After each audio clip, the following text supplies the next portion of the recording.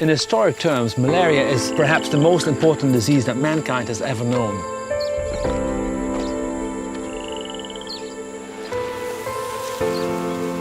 It's been estimated that every second person that ever has lived on the planet died as a result of malaria. That is 52 billion people overall.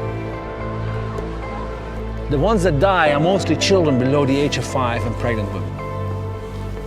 So it is still with us, and it is still a very important disease.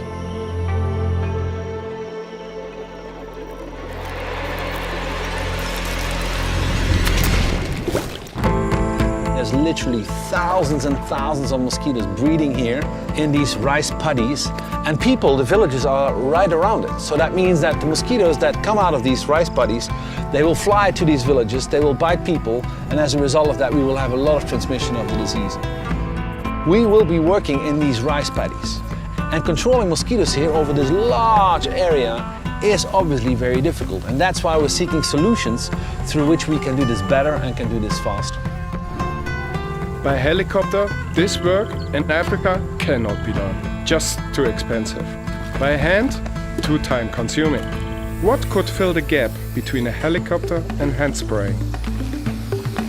3 years ago, a small organization called Anti-Malaria Drones came to us with a fantastic idea, fighting malaria in a more efficient way by using drones.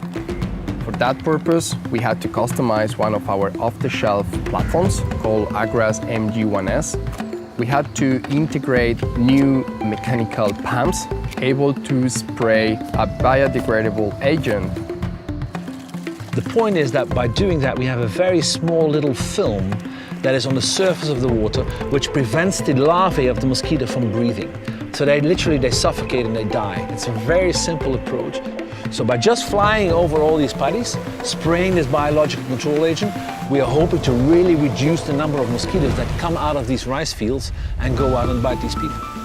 In this case, it's actually a chemical that has been used for covering drinking water basins. So it's actually completely safe for humans, it's completely safe for other organisms in the ecosystem. The drones can work fast. We can take 10 liters of fluid up in the air these days. It's fairly easy to train people to use the drones and actually fly them. It is beyond any doubt that if you get rid of malaria altogether, it will have an enormous socio-economic impact.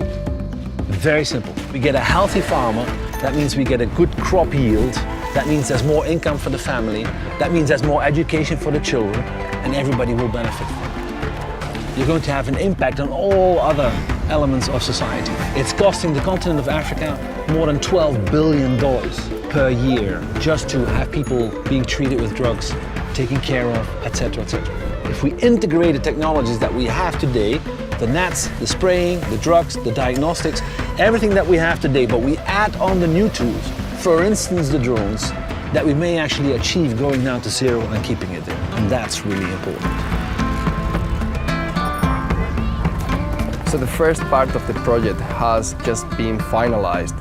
Now it's all about the local community here to continue with the data gathering processes.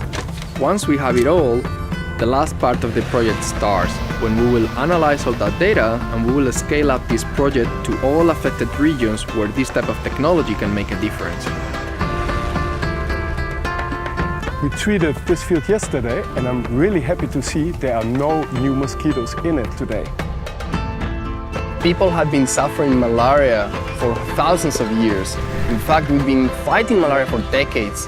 And now we have this type of technology, we have the drone technology to win this battle against malaria once and for all.